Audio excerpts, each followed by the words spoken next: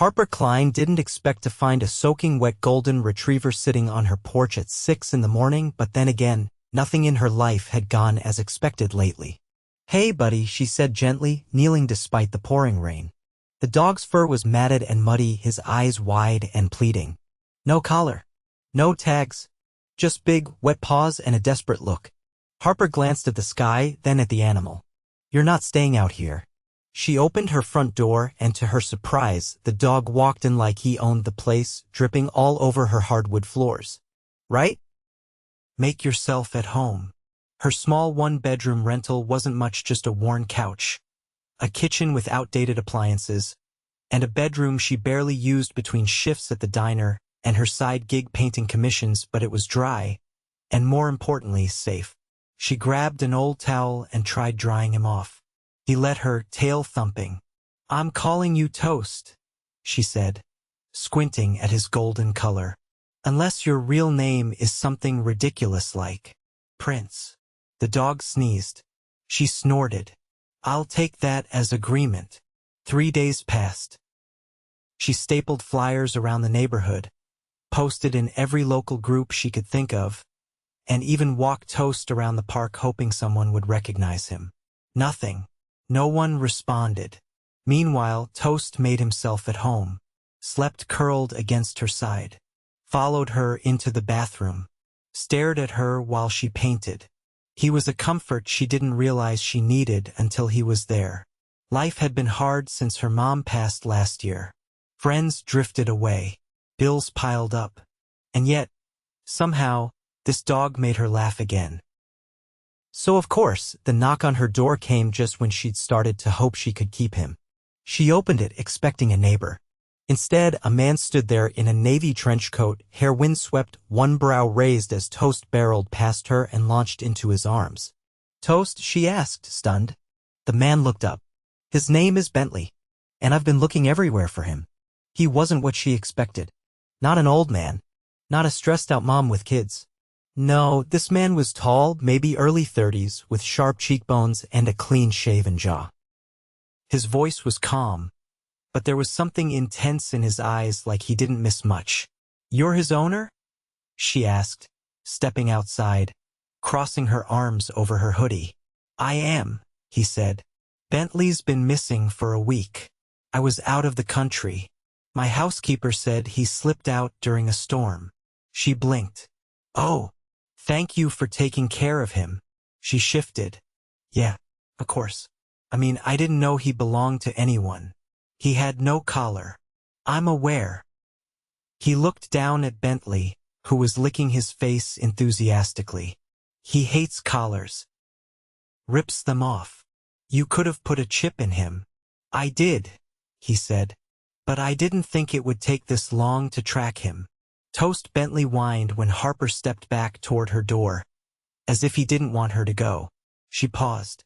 The man watched, expression softening. "I'm York Harmon. Harper Kline." "Thank you, Harper," he said again. She nodded, throat tightening. "Okay, well, I guess. Take care of him." York hesitated. Then, out of nowhere, he asked, "Do you want to come say goodbye properly? He seems attached." She looked at the dog, at the man, at the storm cloud forming in her chest. "I guess," she said. He opened the passenger door of a black car parked at the curb. Not just any car.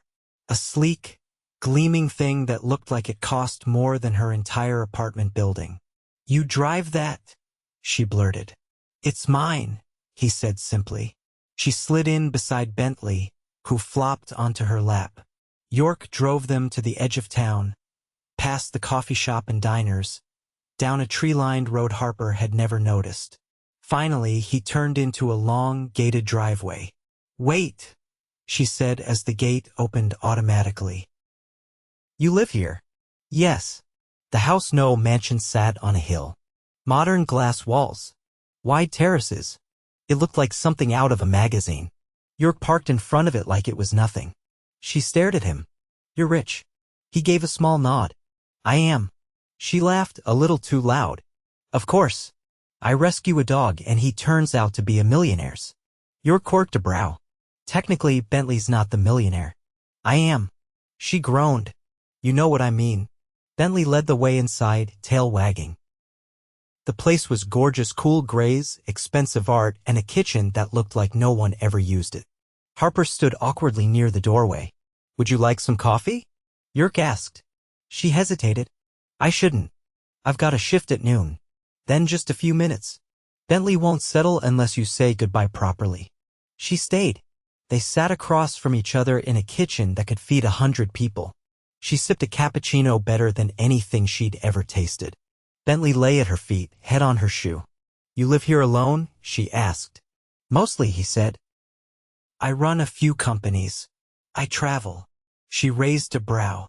What kind of companies? Tech logistics. A startup fund. So, you're one of those people who owns 20 companies before breakfast. He smiled, and it was the first real smile she saw from him. Changed his whole face. Something like that. They talked longer than she meant to. About everything. About nothing. She tried not to notice how warm his voice sounded. How he listened like what she said mattered. Eventually, she stood. I should go. York nodded, but looked at Bentley, who still hadn't moved. Can I ask you something? He said. Sure. Would you like to visit him? Sometimes. She blinked. Really? He clearly likes you. And I wouldn't mind seeing you again. She stared at him, then laughed once, nervously. Are you trying to get me to come back by using your dog? No, he said, his voice low, serious. I don't need to use my dog to see someone I want to see. Her heart stuttered. He stepped closer. Not too close. Just enough that she could smell his cologne, clean and warm and expensive. Can I take you to dinner? He asked. She hesitated. York, you're a millionaire. And I work at a diner. So you probably eat at places with wine lists longer than my rent contract. His eyes didn't waver. Then I'll find a place with pancakes and no dress code. She shook her head, but smiled. You're serious. I am. She looked down at Bentley, who wagged his tail like he agreed. All right, she said softly. One dinner. York's smile was quiet but unmistakably pleased. I'll pick you up Friday. As she walked out of that house, Harper felt like something in her life had shifted. Like maybe, just maybe, a lost dog wasn't the only unexpected thing to show up on her doorstep. Friday arrived with a drizzle that painted the sidewalk silver. Harper stood in front of her mirror, adjusting the sleeves of her black wrap dress for the 4th time. It wasn't designer, far from it, but it hugged her waist in all the right places and didn't look like something she'd wear to work. She wasn't used to dressing up for anyone, let alone someone who probably had a walk-in closet full of bespoke suits. She checked the time. Exactly 6. Right on cue, a sleek charcoal SUV pulled up to the curb outside her building. The driver's door opened and York stepped out, umbrella in hand, his coat collar turned up against the drizzle. She opened the door before he could knock. You don't have to come all the way to the door, she said, stepping out. I wanted to, he replied. Besides, Bentley would have insisted. She laughed softly. He's not with you? He's sulking. Refused to get in the car once he realized you weren't coming inside. He offered his arm. Shall we? The restaurant York took her to was tucked between galleries and boutique hotels near the riverfront. Not showy, but warm and intimate, with candlelit tables and a view of the water through floor-to-ceiling windows. A low hum of jazz played in the background. The hostess greeted York by name and led them to a private booth near the back. You come here often? Harper asked once they were seated. Only when I want to impress someone, he said without hesitation. She raised one brow. That line always work? I've never tested it before. Their server arrived with menus and a wine list the size of a textbook. York didn't even look. She'll have the duck, he said, then turned to Harper. Unless you want something else? She blinked. I've never had duck. You'll like it. And if I don't? Then we'll order everything else on the menu until we find something you do. She stared at him. You're not serious. He leaned back, I steady. I never say things I don't mean. The food arrived quickly. The duck was tender, resting on a bed of butternut squash risotto with a drizzle of something citrusy. Harper took one bite and nearly moaned. Okay, she said around her second forkful. This is unfairly good.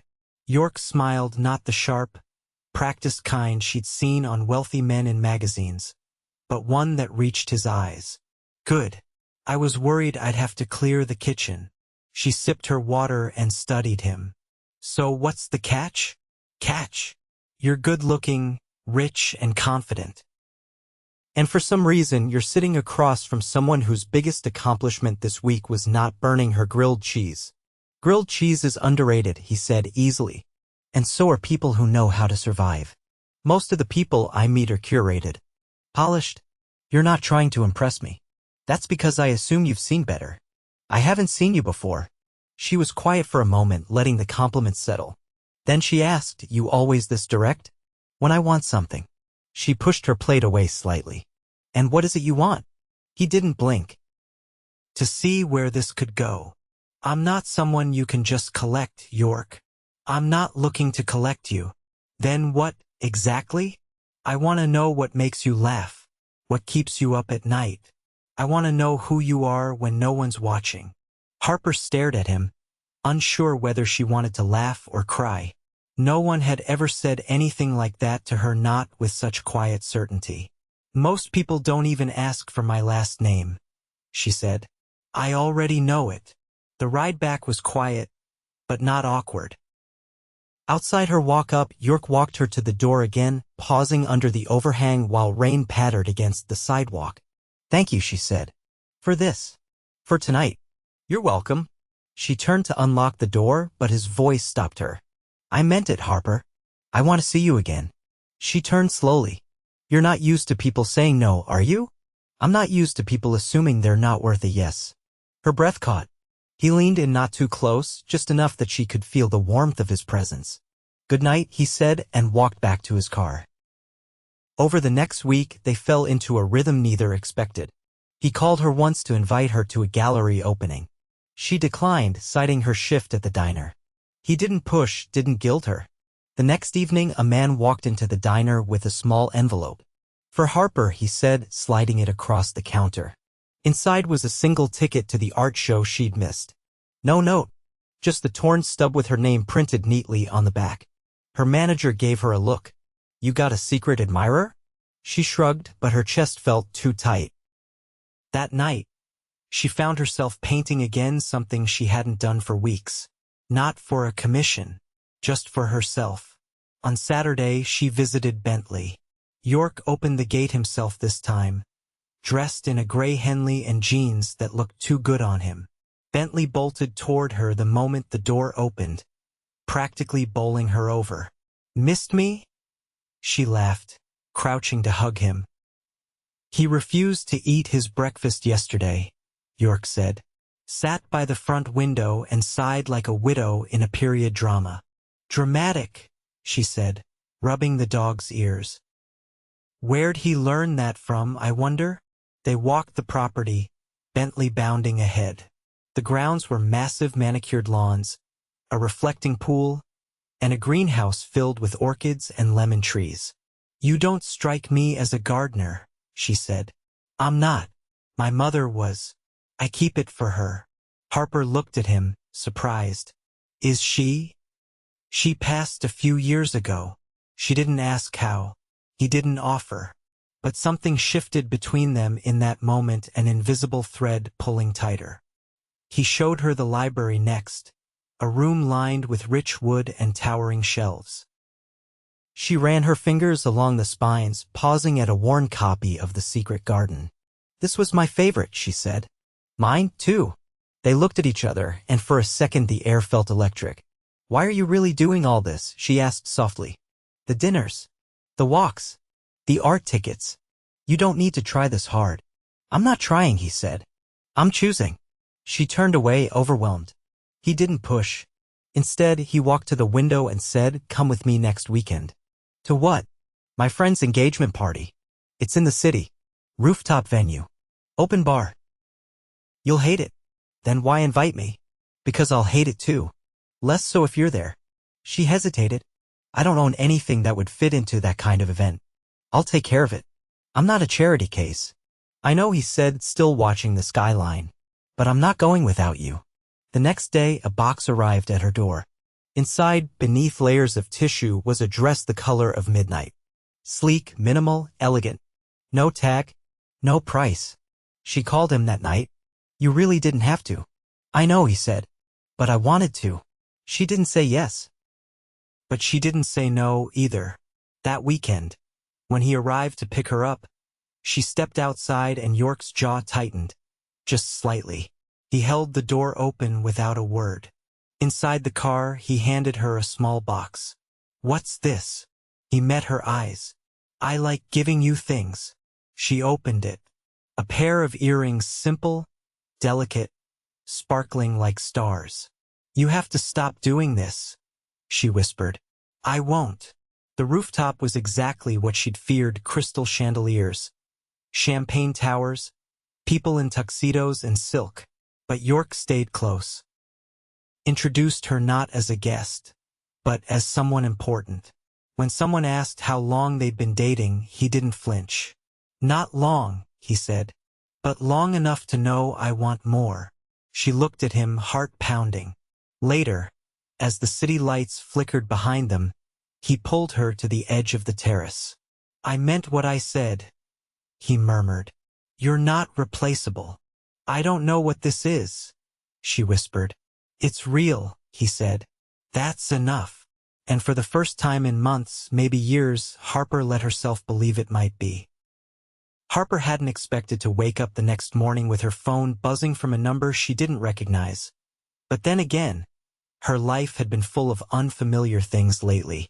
She answered it, half expecting a telemarketer. Harper, it's York. His voice was lower than usual, distracted. I need a favor. She sat up, brushing hair from her face. What kind of favor? There was a pause, then, my sister's in town. She's hosting a brunch at my place. I told her I'd bring someone. You want me to pretend to be your girlfriend in front of your sister? She asked, already swinging her legs out of bed. No pretending, he said. But yes, I'd like you to come. I haven't seen her in over a year, and she's observant. Harper glanced toward her closet, then toward the cracked window where golden sunlight poured through. I'll be there. When she arrived at his estate, the front door was already open. York stood at the threshold in a dark charcoal button-down with the sleeves rolled up. He didn't say anything at first, just looked at her the way a man looks at something he's afraid to touch, like it might vanish the moment he did. You look like trouble, he said finally, stepping aside. I thought you wanted me to impress your sister. I do. That doesn't mean I want her to like you better than me. Inside, the house had transformed. Fresh flowers in glass vases lined the entrance hall, and soft piano music drifted from unseen speakers. York led her through the sun-drenched kitchen toward the back terrace. There, seated at a long table beneath white linen umbrellas, was a woman with a sharp jawline and a steely gaze that made Harper's spine straighten. Harper, York said, placing a hand lightly on her back. This is my sister, Elise. Elise stood, her handshake firm. So you're the one my brother keeps dodging calls for. York gave a quiet sigh. Ignore her. I won't, Elise said, keeping her eyes on Harper. You're not from around here. No, Harper admitted. I grew up outside the city. I work at a diner. And I didn't expect to be here, if I'm honest. Elise's eyes flicked toward her brother, then returned to Harper. Good. We don't need more rehearsed answers. They sat. The food was a spread of fresh fruit, smoked salmon, and pastries arranged with surgical precision. Harper tried not to stare at the tiny gold forks or the cloth napkins folded into swans. So, Elise said, pouring herself a mimosa. What do you think of my brother's obsession with control? Elise, York warned. Harper answered anyway. I think control is a lot less dangerous than apathy. That made Elise pause. Interesting. York didn't say anything, but Harper could feel the heat of his gaze. After brunch, Elise cornered her near the lemon trees outside the greenhouse. My brother doesn't date, she said without preamble. I noticed. He builds walls. He doesn't let people in. Not really. Harper pressed her lips together. Then why are you telling me this? Because he's different with you. And if you're going to walk away, do it now. Don't waste his time. I'm not walking away. Elise nodded once. Then don't let him either. Harper didn't respond. She didn't need to. Later that week, York asked her to come with him to a charity auction downtown. It's a formal event, he said as he walked her through the private showroom where he kept a handful of restored vintage cars. Black tie, silent bidding, all very performative. Why are we going? Because I'm donating a piece, and I want you to see it.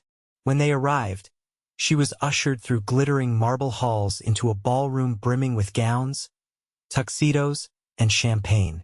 Waitstaff moved through the crowd with trays of oysters and caviar. Harper felt entirely out of place until York reached for her hand and laced their fingers together. Come on, he said softly. He led her to a side room where the auction pieces were displayed. Paintings, sculptures, rare watches. But in the center of the room, on a pedestal beneath a spotlight, stood a single painting. Her painting.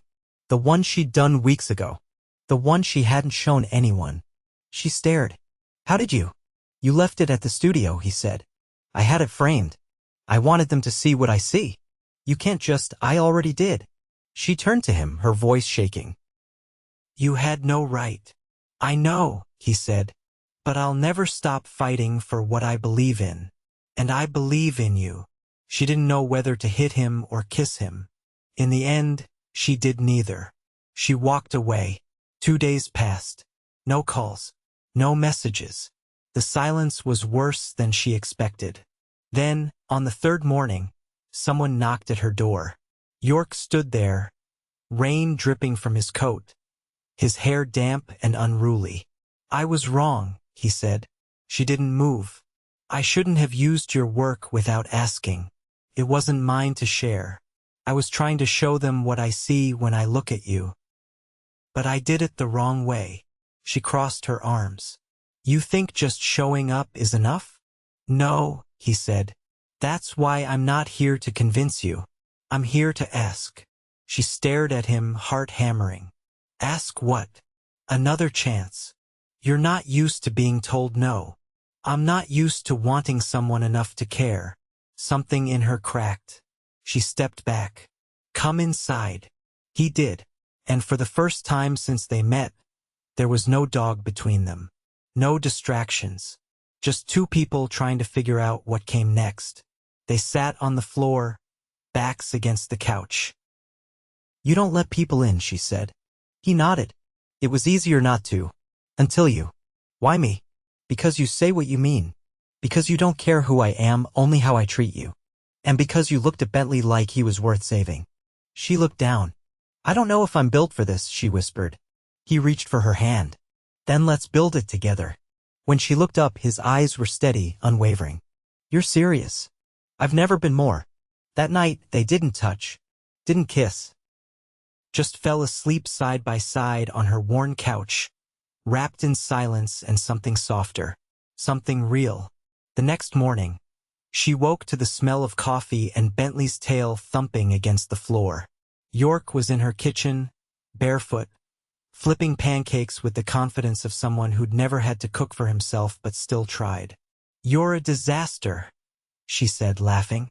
He grinned. And yet you're still here. I must be out of my mind.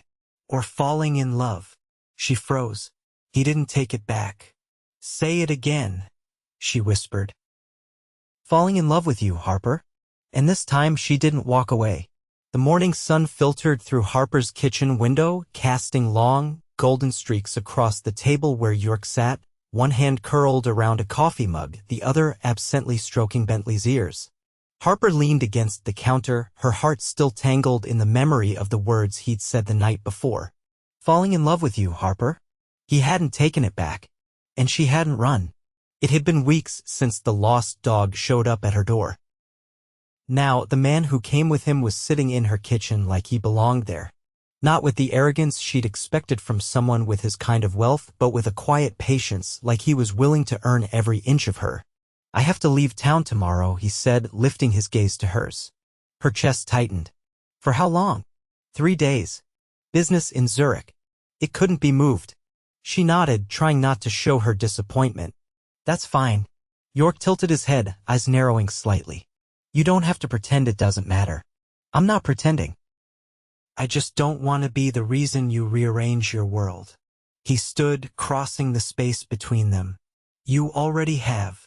She didn't answer, but she didn't look away either. Later that afternoon, he drove her out to a quiet stretch of countryside just beyond the edge of the city. The sky was a soft, pale blue, and the wind carried the smell of wildflowers and sun-warmed grass. He parked beside an old wooden fence and helped her out of the car. I used to come here with my mother, he said, leading her through a break in the fence. Before everything got complicated, Harper stepped carefully over the uneven path, her hand brushing his as they walked. It's beautiful. She said it reminded her not to take life too seriously. That the world's always moving, whether you're watching or not. They reached a small rise overlooking a field dotted with yellow clover. York sat, pulling her down beside him. I've been thinking, he said, his tone quieter now, about what I want my life to look like. She turned toward him. And? I used to think success meant control. Making plans, executing them, never leaving room for chaos. But then you showed up, completely uninvited. And somehow everything made more sense. I'm not exactly the plan-ahead type. I know, he said. That's why I think you're exactly what I need. They sat in silence for a while, watching the wind ripple across the field like waves on a golden sea. She didn't ask what he meant beyond that. She didn't need to. That night, he left Bentley with her. He's used to you now, York said, crouching to rub the dog's head. And I think he likes your apartment better than mine. Bentley flopped down dramatically at Harper's feet, tongue lolling, clearly in agreement. When York stood again, he hesitated. I'll call when I land. You better. He leaned down and kissed her, slow and deliberate, like he was memorizing her. Then he was gone. 3 days passed like molasses. Harper kept herself busy with work, painting in the early mornings, walking Bentley through the park during her breaks. But everything felt quiet without him. On the 4th morning, she opened her door to find a man in a polished black suit waiting with a sealed envelope. Delivery for Miss Harper Kline. She opened it slowly. Inside was a single handwritten note. Come to the gallery. Tonight. Why no address, no time. But she knew exactly where he meant. That evening, she dressed carefully, not in anything flashy or overthought, just a soft navy dress and the earrings he'd once given her. She took a cab across town and stepped into the gallery they'd once visited together. The lights were low, the space empty. At the center of the room hung a new painting, hers. But this one wasn't from anything she'd sold or given away. It was something she'd painted months ago. A quiet image of 2 figures beneath a storm-drenched sky, holding each other like they were the only thing keeping the world from falling apart. She heard footsteps behind her. I bought it from your online shop, York said. Under a fake name. I didn't want you to know. She turned, her throat thick. Why? Because I loved it too much to lose it in a bidding war. And because I needed to remind myself what it felt like to fight for something real. She stepped closer, her voice barely above a whisper. You flew across the world, and still found time to plot this? I couldn't stop thinking about you, about us, and how fast it's all happened. But I don't want to slow down. I don't want to wait. He reached into his pocket. A small velvet box. Her breath hitched. I know we haven't done things the conventional way. I know this started with a lost dog and a muddy porch. But this, he opened the box, this is the most certain I've ever been about anything. Inside was a ring gold with a single, perfect sapphire set in a halo of diamonds. Elegant, understated, unmistakably beautiful. She stared at it, heart hammering. I'm not asking for a perfect future, he said. Just one where we keep choosing each other. Every day. Will you marry me, Harper? She didn't hesitate. Yes. His smile was quiet, almost reverent. He slipped the ring onto her finger, and for a moment the world narrowed to just the two of them. No gallery. No silence. Just shared breath and the promise of forever. Outside, the city buzzed with life. Inside, Harper leaned into him and whispered, I guess Bentley really did know what he was doing. York laughed softly. Best decision he ever made. The weeks that followed were a blur of soft mornings, slow kisses, and laughter that seemed to echo through every corner of her once lonely apartment. York didn't try to change her life, he simply stepped into it, piece by piece, offering support without ever asking her to let go of who she was. He added her name to the deed of a brownstone he'd been quietly renovating in the city's historic district, a place he hadn't known he was building for anyone until he met her. She kept her brushes in the sunroom where light poured through the tall windows, and Bentley napped at her feet while she painted. Their wedding wasn't a spectacle. No press, no velvet ropes. Just a quiet ceremony in the garden of the very field he'd once brought her to, beneath the same wide sky, with Elise officiating and Bentley wearing a ridiculous floral collar. Afterward, they danced barefoot in the grass, the sound of a string quartet drifting through the warm summer air. York spun her under the stars, and when he pulled her close, his voice was low against her ear. "You changed everything." She smiled, leaning into him. "No. You just let yourself be seen." He pulled back enough to meet her eyes. "Then thank you for seeing me." And as they kissed, surrounded by the scent of wildflowers and the hum of a world that kept turning, Harper knew one thing with absolute certainty. Sometimes, the most unexpected arrivals, the ones that show up soaked and shivering on your porch, are the very ones destined to steal your heart forever. The scent of fresh paint still lingered in the air as Harper stepped into the sunroom of their new brownstone. The tall windows had been opened to let in the spring breeze, carrying the faint scent of lilacs from the courtyard below. Light spilled across the hardwood floor, catching on the half-finished canvas propped on her easel. Bentley lay sprawled in a sun patch, his paws twitching while he dreamed. Harper set down her coffee on the side table and reached for her brush, but paused when she heard footsteps behind her. York leaned against the doorframe, his shirt sleeves rolled to the elbow, a faint line from his watch still visible on his wrist. "I thought you had a meeting this morning," she said without looking. "I did," he replied, stepping into the room. "I canceled it." She turned. "You canceled a meeting that probably had 10 vice presidents on the call." "It was 9, he said, and then, more seriously, "I didn't want to spend today without you." She set her brush down. "Why today?" He walked closer, placing something in her hand. A small, folded note. She opened it, eyes scanning the familiar handwriting. It was the letter she'd written to herself after her mother passed. The one York had found months ago in her old sketchbook. She hadn't realized he'd kept it. "You remembered," she whispered. "I remember everything about you," he said. "And I know this time of year is hard." She sat down on the window bench, the letter trembling slightly in her hands. "It used to feel like the world kept moving without her. Like I was stuck while everything else rushed forward." York sat beside her, close but not crowding. "You're not stuck anymore." She leaned her head against his shoulder. "No, I'm not." He was quiet for a moment, then said, "I've been thinking about what comes next." She smiled faintly. "You mean after the whirlwind engagement, the new house, and the dog who thinks he's royalty? I mean what we build from here." She tilted her head. "What does that look like to you?" He reached over and pulled out a folded piece of paper from his back pocket. "I bought a building." She raised an eyebrow. "Of course you did. It's old, not glamorous, needs work, but the light inside is perfect for a studio, and the lower floor could be a gallery. Yours." She froze. "York, I'm not giving it to you," he said. "I'm offering it as something we build together. You'd run it, curate it. Sell your work or not. Bring in other artists. Make it something that's yours." She stared at him, heart thudding. "You're serious?" "I didn't propose to you because I wanted to change you, Harper. I proposed because I believe in who you already are. And I want to help you become everything you still want to be." She threw her arms around him, burying her face in his neck. "I don't think I've ever loved you more than I do right now. Just wait until you see the roof deck," he murmured. They spent the rest of the afternoon tangled in quiet laughter and soft kisses, surrounded by open windows and messy canvases, the kind of life that didn't require perfection to feel like home. 2 weeks later, York stood beside her as the gallery finally opened its doors. The building had been transformed, exposed brick walls, polished concrete floors, and track lighting that illuminated every piece with care. Harper wore a pale green dress that brushed her ankles, her hair pulled back with a strand of pearls she'd inherited from her mother.